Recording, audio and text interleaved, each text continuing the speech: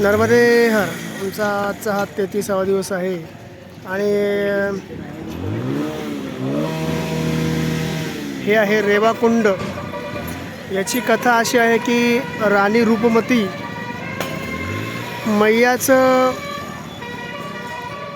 नर्मदा मैयाचं, म्हणजे नर्मदा मैया इथे पलीकडे आहे उजवीकडे, तिकडे रोज स्नानाला जायचे.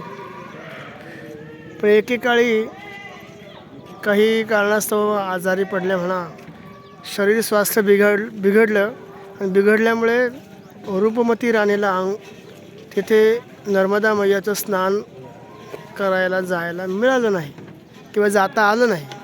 म्हणून रूपमती राणीने नर्मदा मैयाला विनंती केली की मैया आता तूच इथे ये आणि मला स्नान घडू दे. त्यावेळी ही नर्मदा मैया ही कुठून प्रकट झाली, कशी प्रकट झाली, ते लोक सांगतात की हे रेवाकुंड आहे, हे नर्मदेचेच कुंड आहे. हे आता उजव्या बाजूला ठेवून आम्ही असे जाणार. इथून जर असं गेलो तर आमची परिक्रमा खंडित होईल.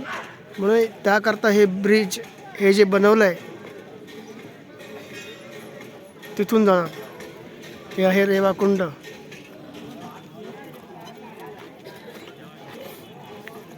असं हे रेवाकुंड.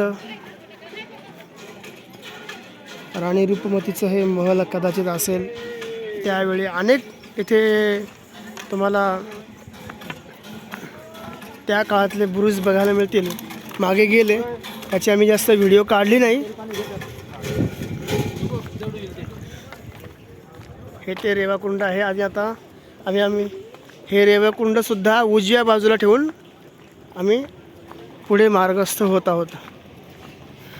सर्व मला हे आवडलं. हे बघा कुठून नर्मदा मैया प्रकट झाली काही कल्पना नाही. आपल्या भक्तांकरता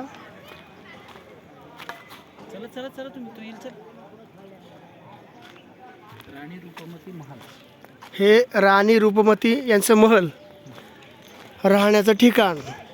काही कारणास्तव त्या आजारी पडल्या म्हणा किंवा वृद्धापकाल आला असेल जवळ किंवा काहीतरी आजारी पडलं, त्यामुळे त्यांना नर्मदा मैया जी या बाजूला आहे तिकडे त्या रोज स्नानाला जायच्या.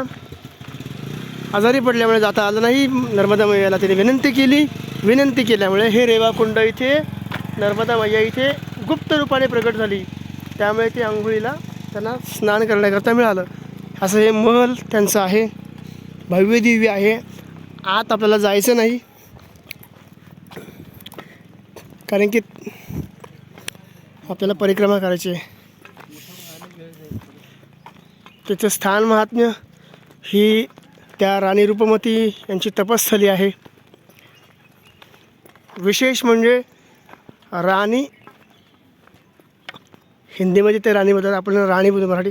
राणी असूनसुद्धा भगवत भक्ती किंवा नर्मदा मैयाची पूजा अर्चा सेवा स्नान नित्यनेमाने करत होते. बघा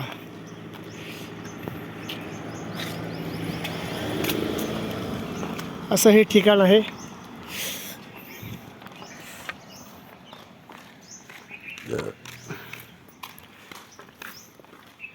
नर्मदे हर.